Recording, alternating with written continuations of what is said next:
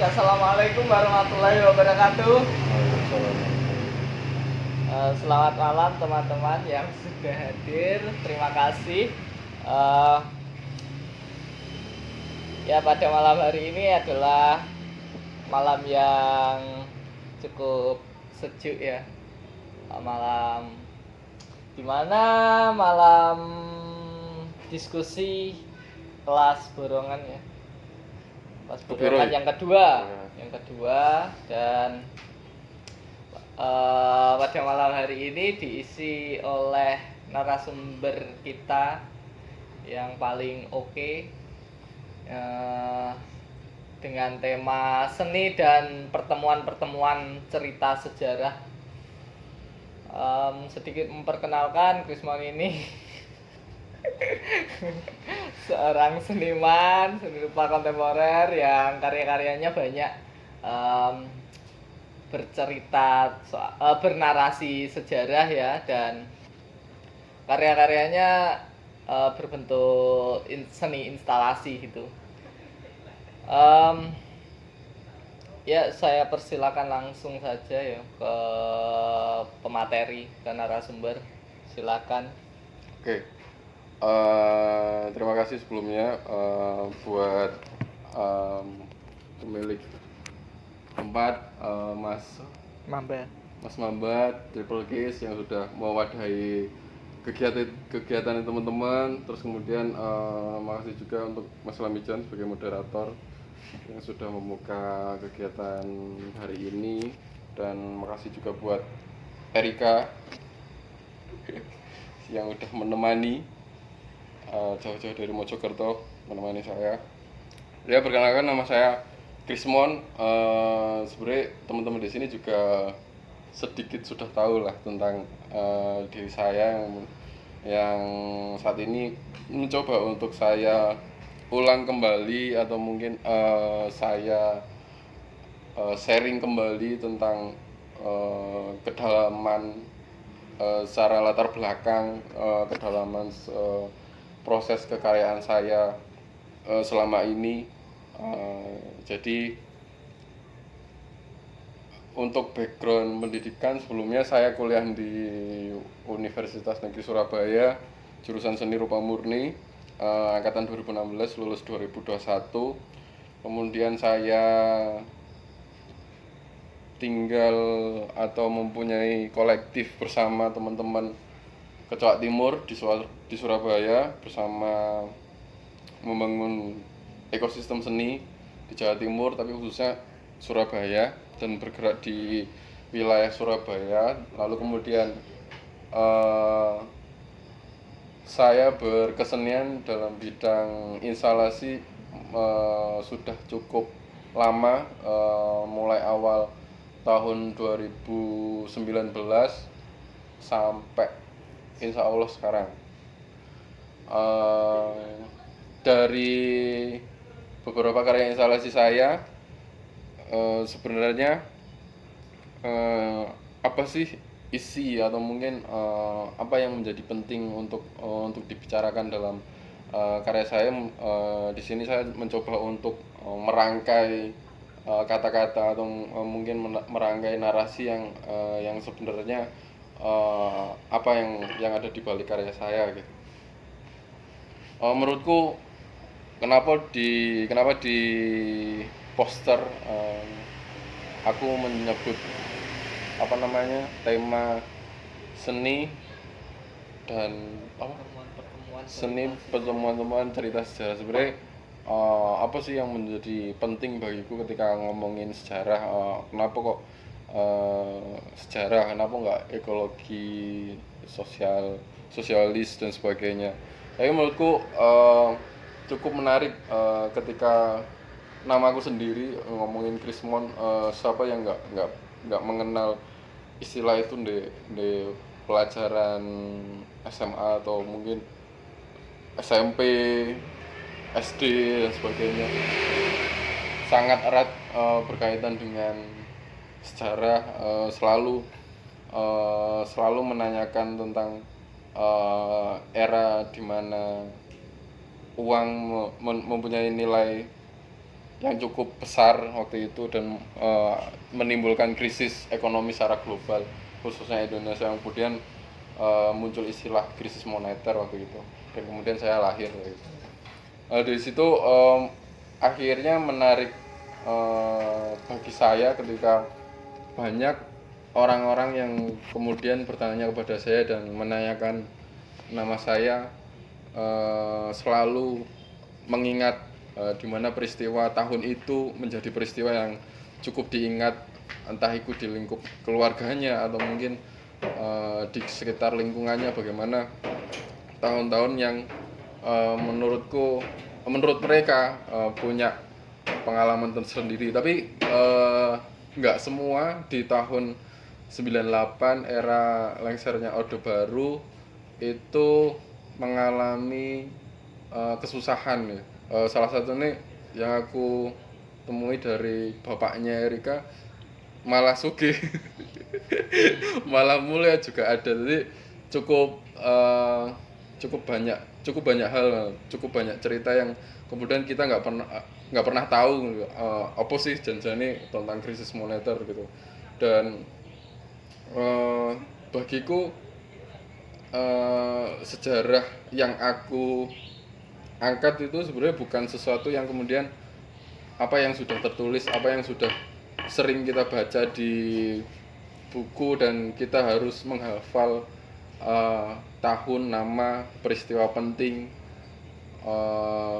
atau tempat yang kemudian itu menjadi sangat tertulis dan ingin untuk benar-benar diingat, bukan. Tapi di sini aku mengerucutkan sejarah, ada sesuatu yang kemudian menjadi pertemuan orang-orang yang berbeda, yang kemudian di situ aku menemukan cerita-cerita baru yang kemudian tidak pernah aku temukan di dalam sebuah catatan buku dan sebagainya, yang menurutku itu menjadi suatu hal yang menarik untuk melihat sejarah yang lebih dekat kembali kepada masyarakat kayak gitu.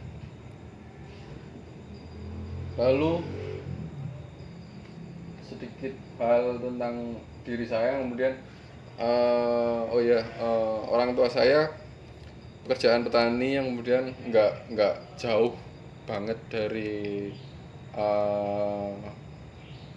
persoalan pertanian, sawah, pangan dan sebagainya.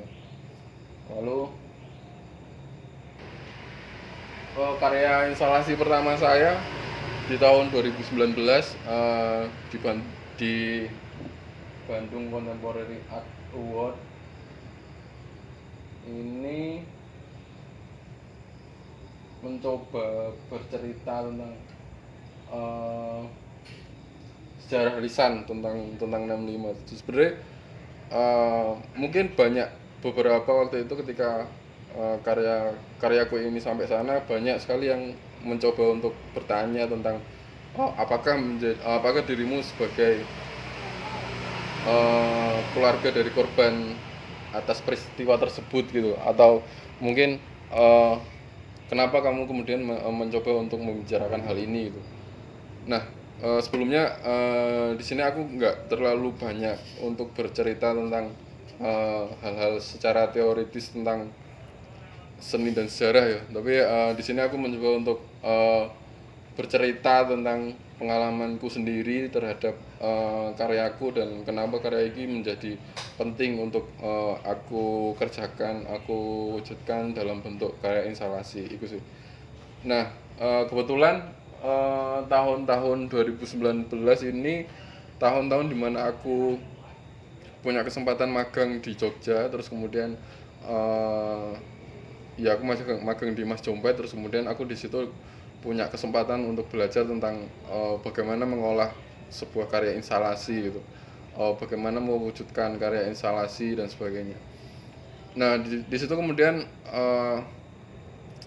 cukup menarik pertanyaan yang kemudian ditanyakan kepada saya tentang film waktu itu, film The Act of Killing ku, terus kemudian senyap, terus sesuatu hal yang sangat awam banget buat saya untuk memahami film tersebut. Terus kemudian saya mencoba mencari tahu sendiri tentang film tersebut, yang menurutku cukup menarik gitu. Bagaimana aku mencoba untuk belajar tentang sejarah, tapi kemudian bukan sesuatu yang kemudian membaca buku dan kemudian aku harus menghafal runtutan kronologis sebuah cerita atau peristiwa dan sebagainya. Tapi di situ aku disajikan dua referensi film yang menurutku membuat diriku kayak gila sih, maksudnya ternyata ketika di tahunku sebelum aku lahir ada suatu peristiwa yang menurutku menjadi sangat penting dalam perjalanan bangsa Indonesia gitu, yang kemudian seolah-olah narasi ini kemudian absen dari buku-buku pelajaran gitu, absen dari bangku-bangku sekolahan gitu, yang kemudian menurutku uh, ini menjadi satu hal yang menurutku penting gitu loh, untuk kemudian bagaimana orang orang lain bisa mengetahui, orang lain kemudian bisa membaca dari peristiwa tersebut, lalu kemudian apa yang harus kita lakukan di kemudian saat ini dan kemudian untuk masa depan gitu. Uh, tidak apa namanya dalam karyaku, aku tidak mencoba mendikte orang untuk benar-benar sepenuhnya memahami sebuah karya instalasiku ya, tapi kemudian bagaimana karya itu menjadi sebuah jembatan untuk kita berpikir ulang, untuk kita merefleksikan diri terhadap diri kita tentang apa yang sesungguhnya sudah terjadi, narasi apa yang luput dari pembacaan kita gitu.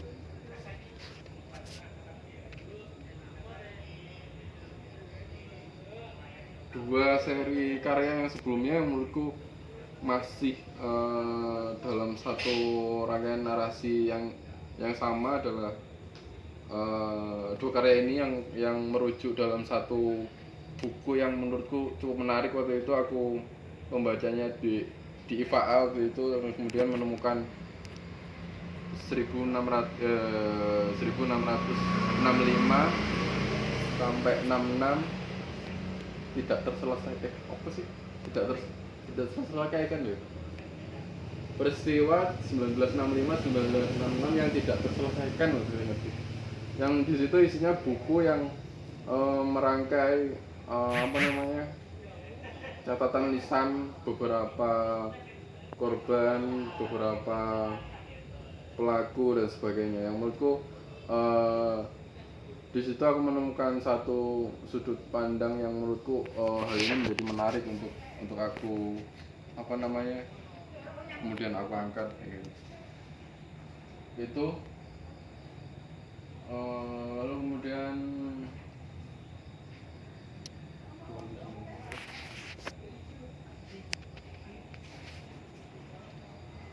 ada lima seri yang 5 karya yang mempunyai narasi yang sama waktu itu pada tahun-tahun 2019, 2020, 2021 punya narasi yang sama. Aku mencoba mengeksplor isu atau wacana yang sama tentang peristiwa di waktu itu, lalu kemudian yang membicarakan tentang sebuah keadilan, suara yang menjadi kontrol sebuah massa, terus kemudian ada suara-suara dari voice from bottom, suara dari dasar, atau suara-suara yang hampir tenggelam, yang luput dari arus utama gitu. Kembali lagi, terkadang aku melihat sejarah sebagai potongan tubuh gitu, sebuah puzzle yang cukup cukup rumit, cukup banyak, dan sangat sulit untuk kita pecahkan gitu, untuk memahami entah itu penting atau tidak. Tapi bagi saya, ketika berada di Indonesia dengan begitu banyaknya kultur, sejarah, banyaknya eh, suku dan sebagainya, menurutku nggak kemudian itu hadir secara tiba-tiba gitu.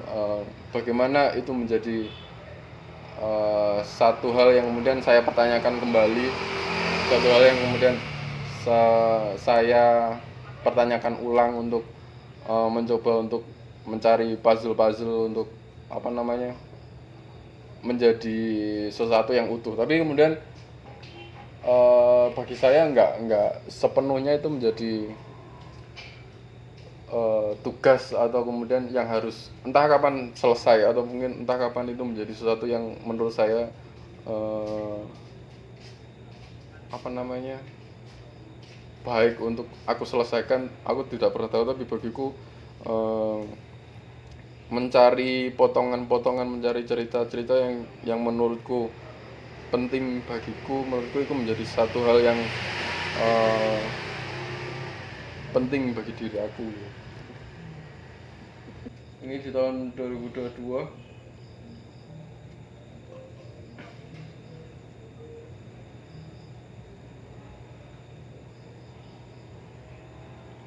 Nah, sebenarnya beberapa cerita sering aku temukan dalam beberapa artikel, sering aku temukan dalam beberapa buku, yang kemudian itu menjadi satu hal yang menurutku cukup menarik, sebagai pintu pertama untuk aku memasuki hal tersebut gitu. Yang kemudian apa sih yang kemudian ini menjadi penting untuk saat ini gitu, apa sih yang kemudian hal ini menjadi penting untuk dibicarakan gitu. uh, Bagiku, sejarah nggak cukup berhenti di sebuah catatan ya, nggak berhenti dalam sebuah percakapan gitu. Kita selalu mencoba belajar dari sejarah, kita selalu mengingat masa lalu, di mana hal tersebut menjadi sangat berarti untuk saat ini gitu, menjadi sangat penting untuk masa depan gitu.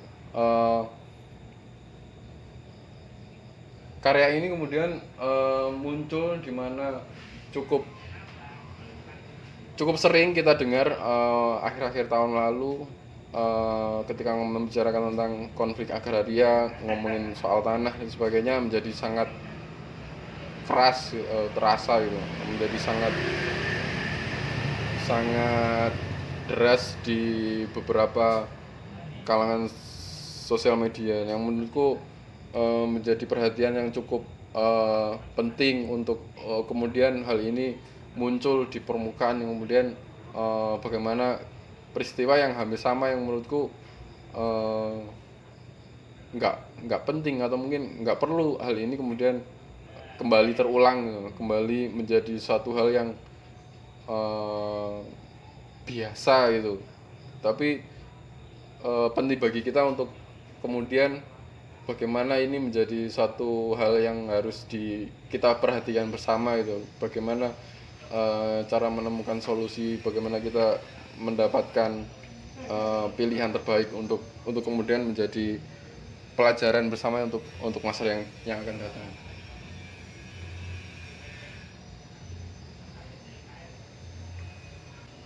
Ini karya terbaru saya tahun 2023, Setum Bersama Tumpukan Percakapan. Di sini saya mencoba untuk membaca kembali yang menurutku berbeda dari narasi-narasi sebelumnya yang kemudian eh,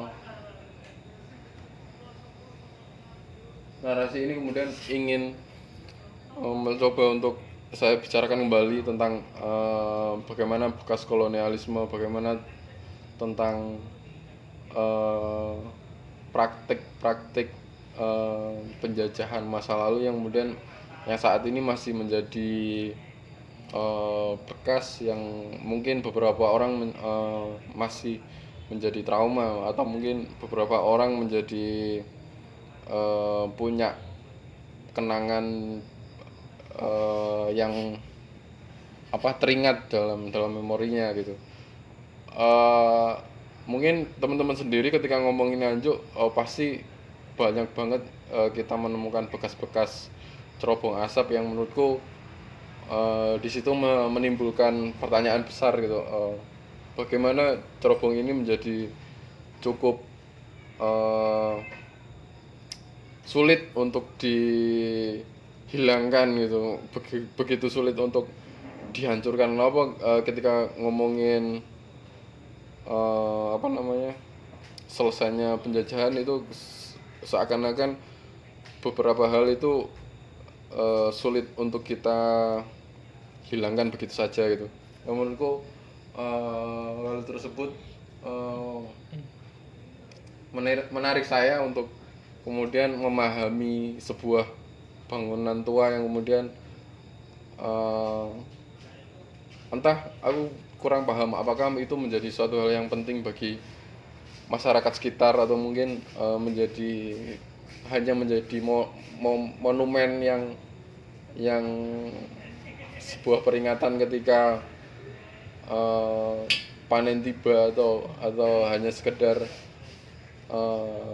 sebutan sebagai tempat horor dan sebagainya. Tapi bagi saya di situ cukup menarik bagaimana latar bangunan ini tercipta, kemudian memberikan efek bagi masyarakat sekitar, memberikan perubahan-perubahan secara sosial masyarakat, kemudian tempat itu menjadi suatu hal yang uh, suatu memori yang kemudian masyarakat tidak bisa dengan mudah dihilangkan kayak gitu. Nah, bagiku kenapa bersama tumpukan percakapan itu ya, dalam menyikapi sebuah tempat atau mungkin sebuah waktu, sebuah peristiwa, kita selalu dipertemukan dengan berbagai potongan-potongan yang menurut saya selalu berbeda, tidak mempunyai keakuratan yang menurutku itu menjadi sebuah paten dan diyakini oleh masyarakat setempat. Tapi bagaimana kemudian sejarah itu menjadi sangat dekat, sejarah itu menjadi sangat mudah dan tidak berjarak ketika kita ingin dan mencoba untuk mendekati tempat itu, mendekati orang-orang baru yang kemudian membawa kita untuk terus merangkai sejarah-sejarah yang ingin kita ketahui, sejarah-sejarah yang kemudian ingin kita dengar, yang kemudian itu menjadi hal penting bagi diri kita untuk pelajari dengan baik, yang kemudian kita realisasikan atau kita terapkan dalam kehidupan sehari-hari. Itu aja sih dari saya. Oke.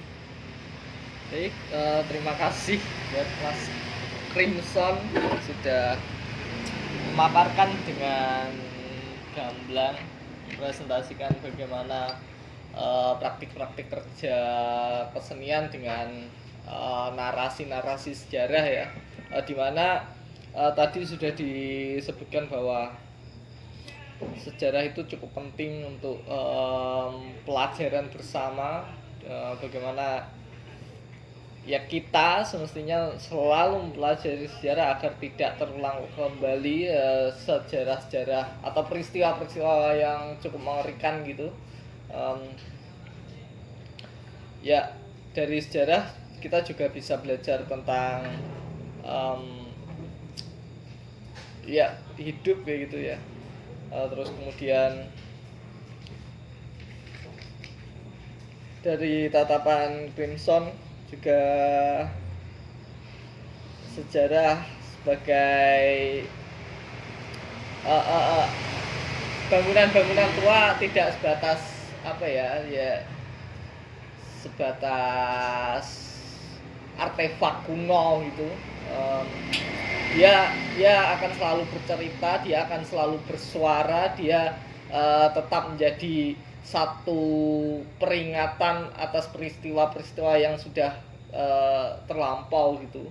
Dia selalu berbicara tentang kemanusiaan, kehidupan pada waktu itu, um, dan juga uh, dia akan menjadi saksi atas segala hal yang meliputi pada zamannya. Jadi ya bangunan-bangunan yang sudah disebutkan seperti apa Stone itu tadi, uh,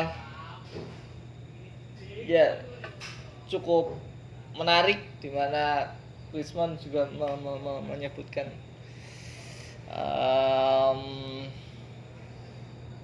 narasi, ya tidak hanya sebagai Setom tidak hanya sebagai lambang-lambang yang dimitoskan gitu ya, apalagi kalau berbicara soal Setom yang dekat sini apa Setom Jati itu kan memang dimitoskan bahwa di situ ada ular naga dan seterusnya. Nah, padahal bisa kita lihat bahwa Setom itu bagian dari saksi sejarah bahwa bentuk satu bukti bahwa kita hari ini dengan kehidupan kita sehari-hari yang ketergantungan oleh gula, di mana gula itu cukup bisa dikatakan bahwa gula sangat tidak sehat bila dikonsumsi sehari-hari dan berlebihan gitu ya.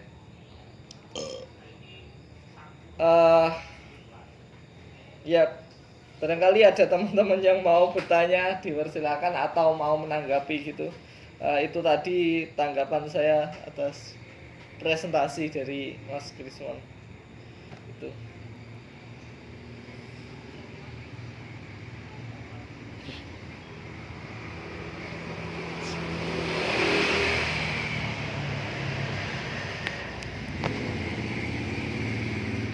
Oh, ketika kamu. Ya silakan. Hah? Ya silakan.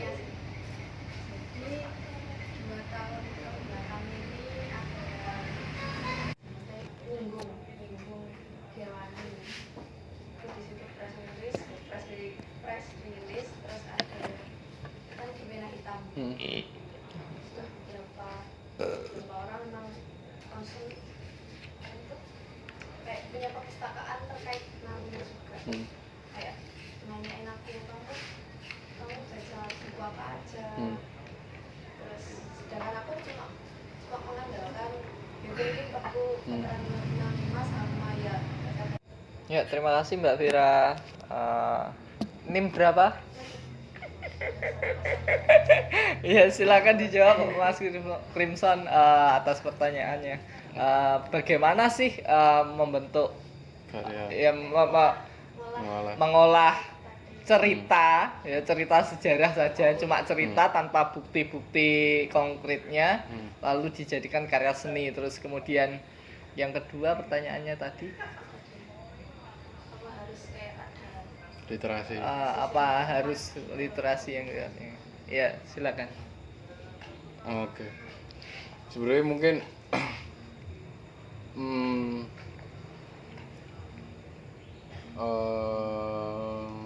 bagaimana membuat karya dari tokoh narasi aku mau ya. Mungkin bisa mempertanyakan kembali kayak apa sih narasi iki yang menjadi garis bawah, menjadi suatu hal yang penting gitu, dari segi apanya, ngomongin apa nih gitu. Waktu itu aku juga bertanya kan ambek ibuku tentang ya apa sih tentang tahun iki ngono iku. Terus kemudian akhirnya merujuknya ya memori kan singkat ya, kita nggak bisa memaksa orang untuk jauh panjang untuk mengingat peristiwa masa lalu gitu. Tapi kemudian sedikit potongan-potongan yang bagiku itu bisa untuk didalami. Kemudian hal itu menjadi sangat luas gitu. Yang awalnya cuman mungkin beberapa kata gitu tentang oh iya ndek erane Mbah Harto iku kudu wajib ndelok film iki ndek apa jenenge 30 September waktu itu. Nah, kemudian hal itu menjadi pintu kecil ngono yang kemudian apa sih tahun iki ono apa sih ngono yang kemudian mempertanyakan kembali koyo oh ternyata kediktatoran itu koyo apa sih, prinsip-prinsip kepemimpinan masa itu kayak gimana sih kayak gitu. Yang kemudian hal itu memantik seseorang untuk bercerita tentang masa lalunya kayak gitu. Lalu itu menurutku sangat penting ya, Mbah ya, sik anak ya. Insyaallah. Alhamdulillah. Nah, menurutku cerita-cerita dari Mbah itu ya menurutku juga cukup menarik ya. Apa maneh ketika kita sebagai generasi saat ini yang kemudian kon tahu apa sih tentang sejarahmu dewe gitu. Tapi kamu bisa menceritakan versimu dewe gitu yang kemudian kon bener-bener oleh teko mbahmu dewe ngono.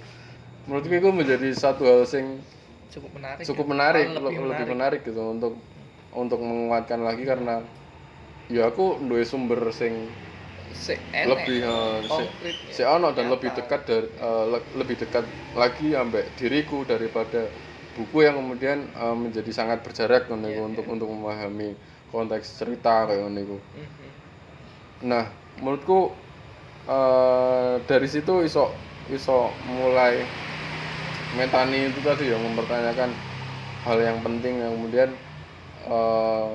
mengumpulkan cerita entah hal kecil sekedar mengilustrasikan sebuah memori baik ini kan yang kemudian jadi satu ilustrasi buku atau mungkin nggak usah lah sampai lukisan atau apa yang kemudian ilustrasi atau tangkapan ingatan itu yang kemudian baik iso dadi subjek dari karyane iku mau, menurutku itu menjadi sangat menarik banget sih.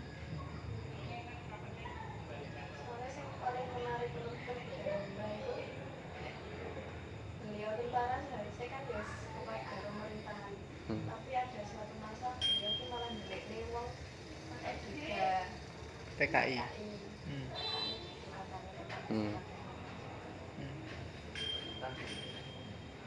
Tapi sayangnya beliau nggak mau pas itu diangkat, jadi kayak nggak ada SK. Kayak terus gimana ya?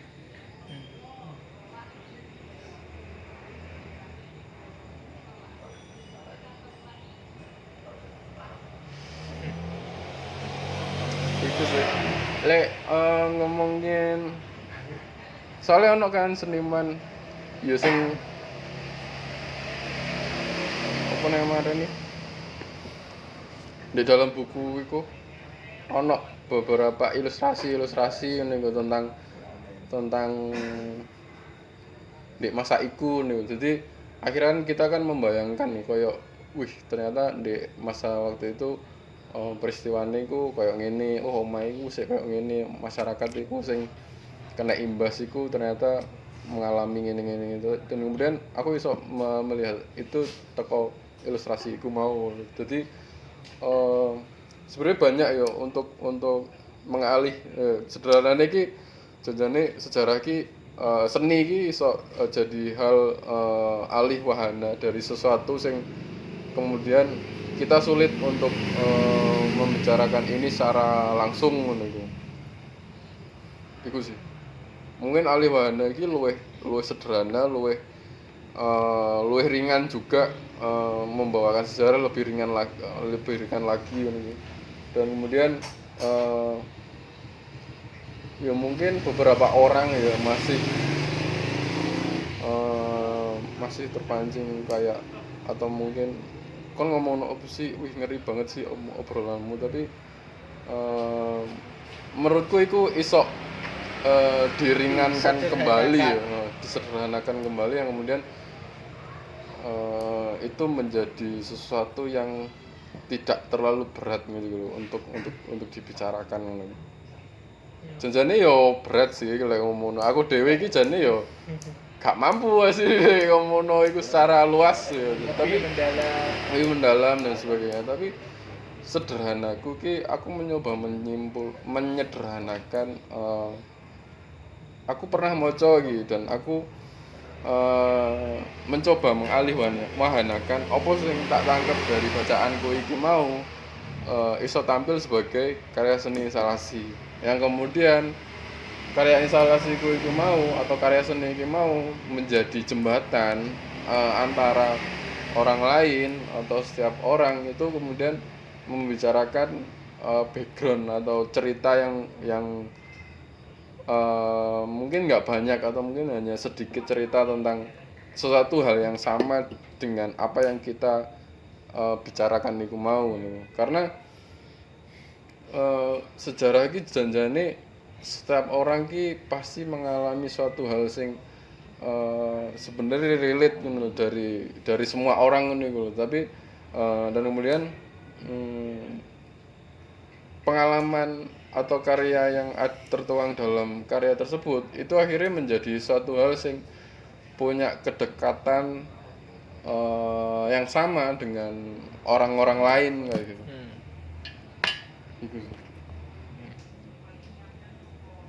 Gitu Jan. Oke. Ya artinya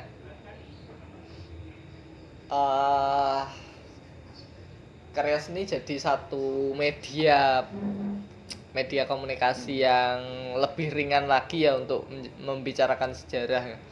Karena memang sejarah irisannya cukup luas dan terkadang sejarah juga subjektif gitu. Anggaplah kayak membicarakan satu peristiwa di 65 gitu. Di situ punya keterlibatan yang banyak gitu, banyak yang terlibat antara pemerintah, antara orang-orang yang non PKI, terus kemudian antara orang-orang Banser, terus kemudian ditambah lagi orang-orang yang terlibat dengan PKI juga gitu. Nah, mereka punya sudut pandang masing-masing gitu. Terus ketika satu karya itu hadir yang sebenarnya sederhana, itu bisa lebih dalam lagi ketika dari sudut pandang itu turut membicarakan itu gitu.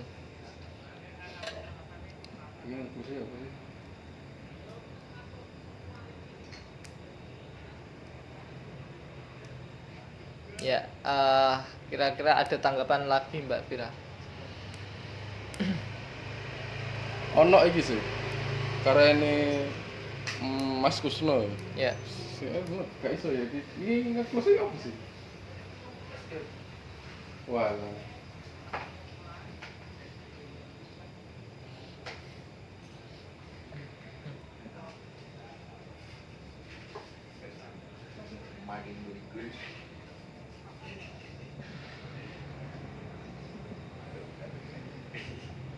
Tapi emang sih saya sepakat dengan apa yang disampaikan Krismon tadi bahwa sebenarnya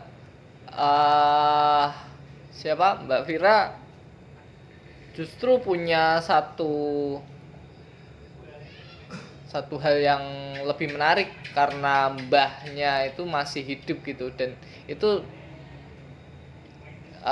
beliau sangat sangat objektif gitu ya, ketika ketika Mbak Vira memposisikan diri sebagai subjek, terus Mbah sampean sangat objektif, karena Mbah sampean kan memang benar-benar mengalami hal itu gitu. Sebenarnya ada lagi ucap di buku 98 pas beliau jadi setelah di pas 98 kui kan ikut jualannya mau Cino itu ya semelu mari pas dibakar itu Oh ya. itu seneng sih. Iki sih kadang iki lek ngomongin sejarah iki kadang kita terjebak tentang satu cerita ngono iku. Terus kemudian hal itu kemudian menjadi menarik, terus kemudian kita bikin karya dari cerita itu langsung gitu. Jadi jadinya apa ya? Kita iso nyontoh koyo novele Bumi Manusia garapane sapa jenenge? Pram. Menurutku itu novel-novel yang cukup menarik ya. Terus ono salah satu juga berburu buaya di Timur Hindia. Menurutku jadi kadang ini sejarah nggak harus atau nggak selalu kemudian cerita itu muncul dengan suatu hal yang sama gitu. Kita bisa membuat sebuah cerita atau mungkin membuat sebuah novel atau tulisan yang kemudian hal itu yang kita kembangkan, hal itu yang kemudian kita olah dan kita ya itu ya kadang ki ono sing bilang seniman ki kayak punya dunia ini dewe gitu, punya apa namanya apa jenenge ya mau ya dunianya sendiri yang kemudian kadang dia akhirnya menciptakan cerita-cerita yang menurut dia itu menjadi sangat menarik dibaca gitu loh, bukan sesuatu yang kemudian orang membatasi untuk membaca itu karena punya kenangan atau mungkin memori yang cukup sulit diingat atau mungkin sulit untuk dibaca kembali kayak ngono. Dan itu akhirnya menjadi satu hal sing ringan dan ditertawakan bersama ngono iku lho. Iku sih. Saya jadi ingat satu teori,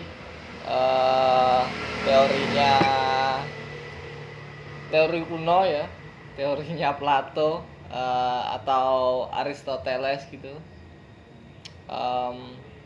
yang membawakan teori mimesis ya. Ya karya seni semua karya seni gitu dia representasi atau cerminan dari kehidupan yang nyata. Barangkali kayak apa-apa yang tadi diterangkan atau dipaparkan oleh Krismon ya secara sederhananya gitu. Krismon merekam satu peristiwa, merekam cerita, menangkap cerita, merekam peristiwa, terus kemudian alihwahanakan, dipresentasikan ulang dengan bentuk yang lebih sederhana lagi, lebih menarik untuk dilihat, menarik karena ya pasti seniman mengolah artistiknya, mengolah gagasannya gitu-gitu agar lebih orang-orang atau audiens atau ya orang lain lebih tertarik untuk melihat atau mengintip atau membaca gitu tentang karya itu. Ya, terus gitu ini aku eling Pak Tejo loh. Iya. Dia pernah ngomong jadi tingkat pemikiran orang itu atau manusia itu berlayar-layar gitu.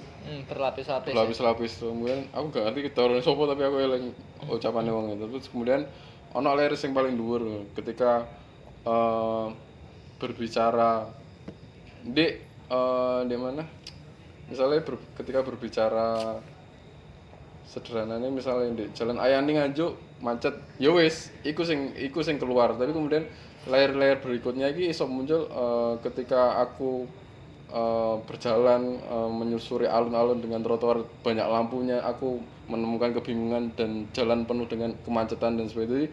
Iku layer yang kemudian mau ngomong ke macet gitu, tapi kemudian secara semiotik, secara bahasa, secara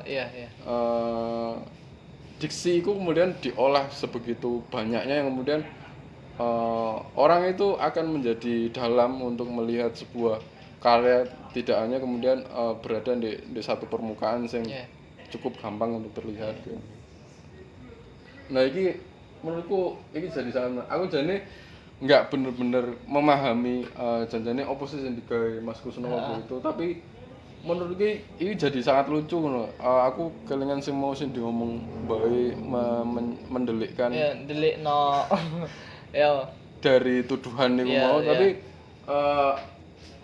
Mas Kusno iki nganuku ya apa jenenge terjemahanku dhewe ngono kuwi tentang karya iki. Ternyata tombak iki ana sing luwih kejem ngono lho. Tombak tuding. Aku kelingan karyane dhewe iku ana jenenge tombak tuding. Tombak tuding iku ya wis tombak sing ujunge iki sebuah tangan sing nunjuk ngono iku dan iku menjadi sangat mengerikan ngono ketimbang pistol, senapan, keris dan sebagainya waktu itu. Tuduhan menggiring seseorang atau menggiring sesuatu untuk dipojokkan untuk dia merasa salah ini. Dan itu ya itu mau ketika ngomongin layer itu mau ya, sejauh mana kita iso punya bahasa atau diksi sing berlipat-lipat itu mau. Jadi akhirnya hal itu menjadi sangat apa ya punya PR kan untuk melihat sebuah karya seni kan. Iya. Menarik. Rampungan macan ya? Iya, rampungan macan. Akhirnya kan iki apa? Kadang satu peristiwa tapi ternyata iku iso menangkap hal yang global banget tentang entah itu isu, entah itu sikap seseorang, entah itu kejahatan dan sebagainya. Ono iki sing ndek Biennale. Wah iki lho sing apik banget. Gak ketok iso. Mata.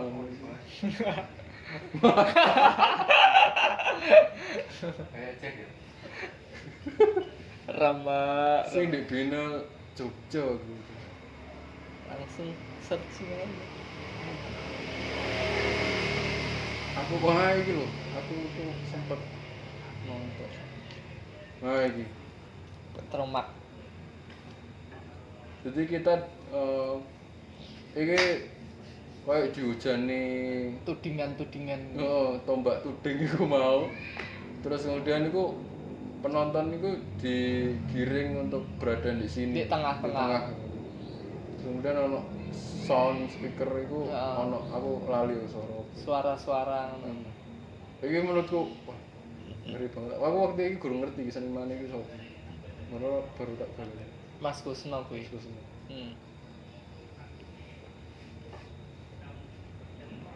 Takusno. Gini Takusno. Iku sih.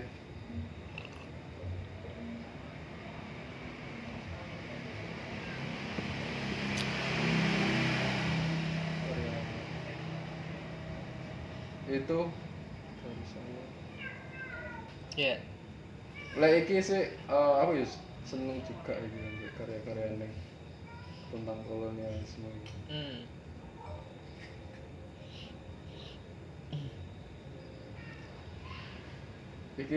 Iki tangkepanku ya kayak Phantom iki kan hantu ya, tentang hantu ngono ku. Iya. Akhirnya sing menjadi hantu atau mungkin menjadi ketakutan misteri iku ya wis masa-masa itu sing kemudian atas kuasa-kuasa orang tertentu iku mau yang kemudian menjadi sesuatu sing misterius, ditakuti dan sebagainya.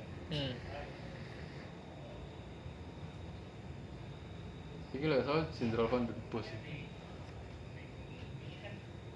Iku sih. Jadi makanya itu jadi kadang suatu cerita yang kemudian nggak melulu kita membicarakan di atas permukaan secara langsung gitu. Tapi kita esok mengolah hal itu menjadi banyak hal. Meromantisasi. Yo, makanya sering-sering iki maca novel, puisi Iya. yang ini. Menarik. Itu sih. Ya gitu teman-teman. Ada yang ingin menanggapi atau bercerita atau bertanya juga boleh. Dipersilakan.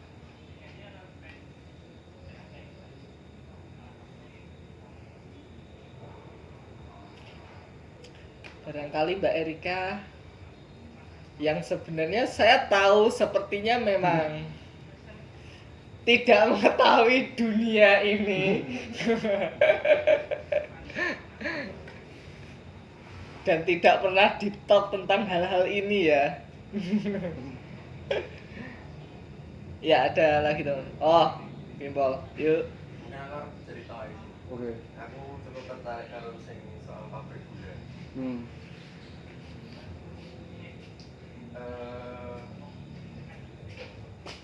Mulai kopi ya. Oke. Nah, mungkin aku masuknya lewat keluargaku. Mbahku itu mbah apa? Mbah Cangga, Sandori Cangga apa sih? Cangga. Pokoknya gue lah, Sandori Cangga. Nah, itu mbahku itu kan yo termasuk orang yang menjajah kita juga. Mbahku ini orang Jepang, sing dulu juga ikut menjajah kita. Menjajah apa? Menjajah.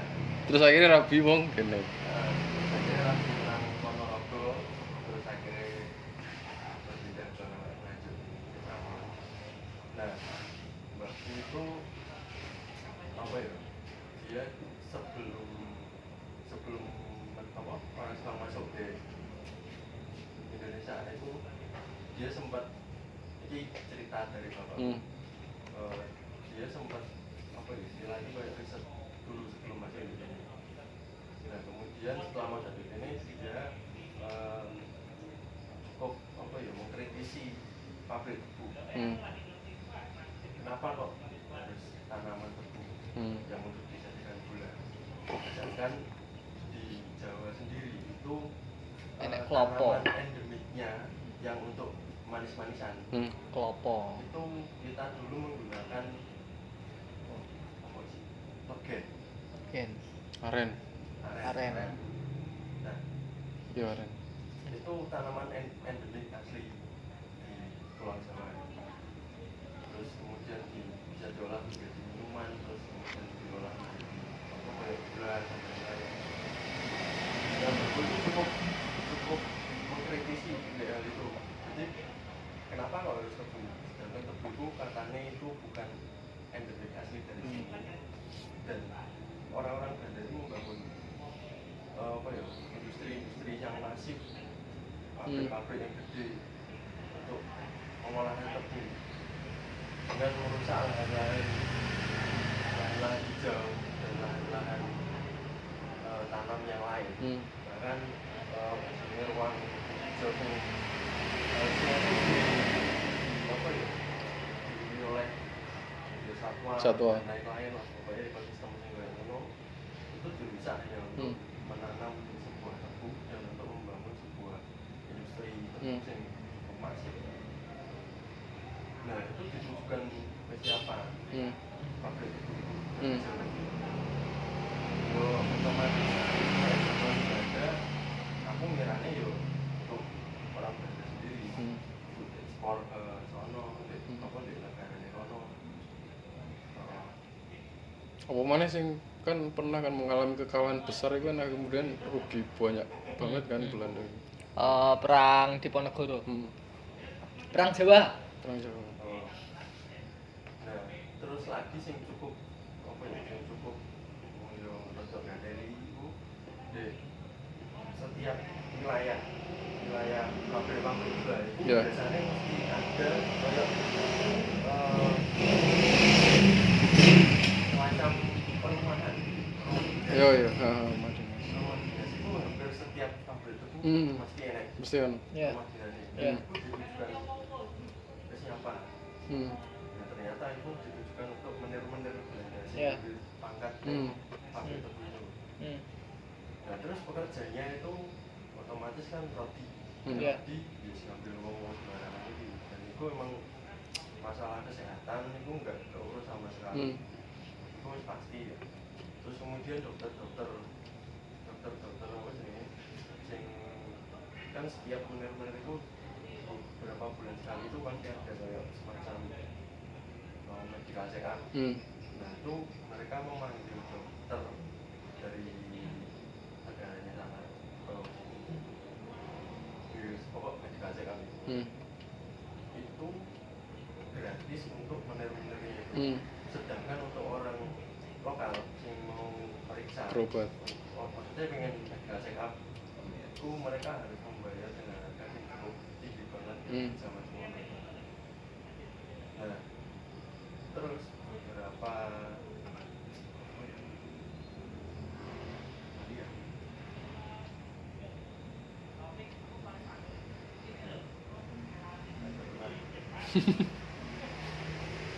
Oke. terus tradisi itu masih berjalan sampai sekarang. Iya. Beberapa pokoknya setelah pergantian dari zaman ada Jepang, tapi ya Jepang itu mereka nggak apa ya istilahnya nggak ngotak-ngatik pabrik gula. Mereka pokok gue jajah biasanya uang quality. Nah terus itu sing melanjutkan apa sih kayak pabrik gula itu ternyata orang-orang kita sendiri, orang-orang kita sendiri, dan itu orang-orang yang terpilih, maksudnya yang mereka dulunya pro dengan belanja terus kemudian mereka ditarik untuk mengelola pabrik gula itu. Terus kemudian yang penghuni rumah-rumah di perumahan itu, rumah dinasnya itu di sini ya beberapa orang dari kita juga. Itu sampai sekarang. Terus kemarin aku dapat cerita dari kepala rumah sakit dan itu ternyata beliau juga menangani masalah medical check up-nya sing di perumahan itu. Nah itu ternyata sampai sekarang beberapa pejabat-pejabat di pabrik gula itu ketika mereka melakukan medical check up itu nggak dipungut biaya sama sekali. Sedangkan sing pekerja kasare katakanlah mau manole itu sampai sekarang itu ketika mereka ingin medical check up walaupun sudah kerja itu mereka harus melewati tahap medical check up pabrik dulu, dan itu mereka juga harus membayar mahal. Kemudian juga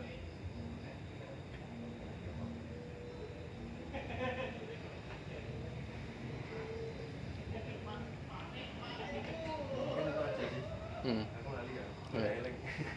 Tapi emang aku pernah mojo sih deforestasi hutan masa kolonial ini emang edan-edanan apa maneh di Jawa sendiri ya sampai berburu pun itu menjadi satu hobi mereka untuk apa jenenge ya wis untuk misalnya lagi longgar dan sebagainya ini malah berburu harimau ini menjadi satu hal yang anjing banget ya. Hiburan wisata. Makanya banyak banget ketika ngomongin arsip-arsip kolonial tuh kita selalu banyak banget temuan-temuan harimau Jawa yang diburu, dibunuh dan sebagainya, dan itu menjadi dan itu menjadi satu kebanggaan sampai mereka niku. Itu sih.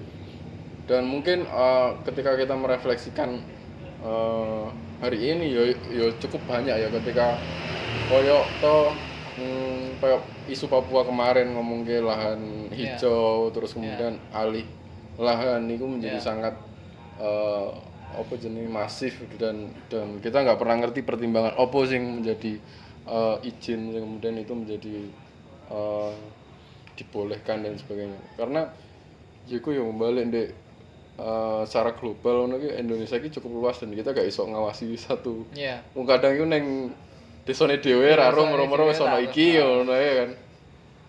Iku sih. Marah-marah wis digusur. Tapi aku salute dengan apa jenis penjajahan Belanda itu mereka sebelum melakukan apa ini penebangan, pengalihan lahan, fungsi lahan.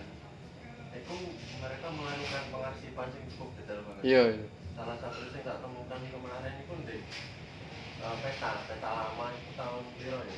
Tahun 2002 lega. 20-an lah pokoknya. Itu peta itu memetakan Gunung Klotok.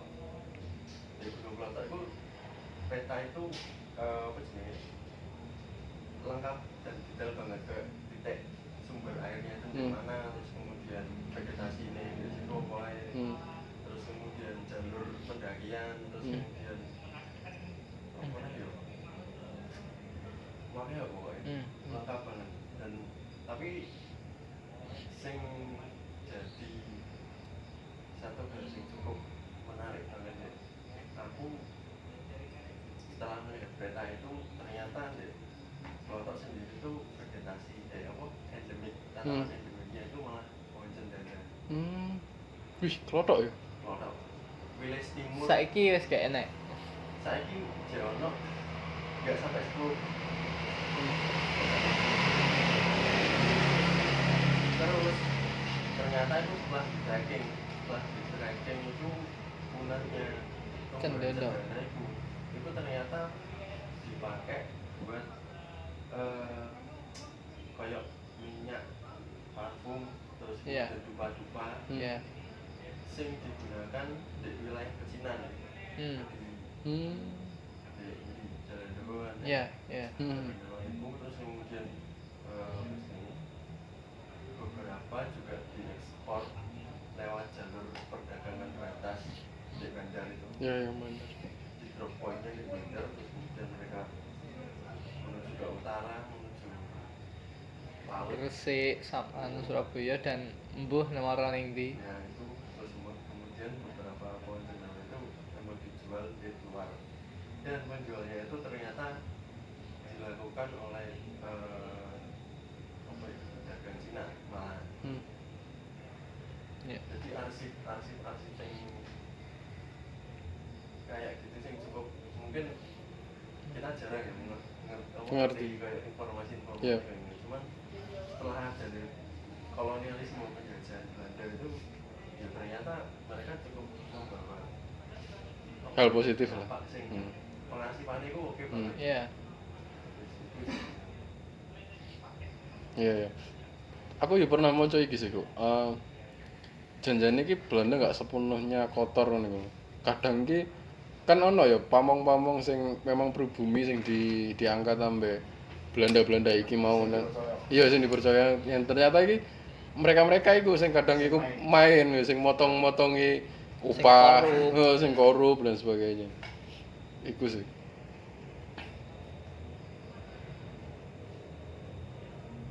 Iku sih. Iya. Kayak saja.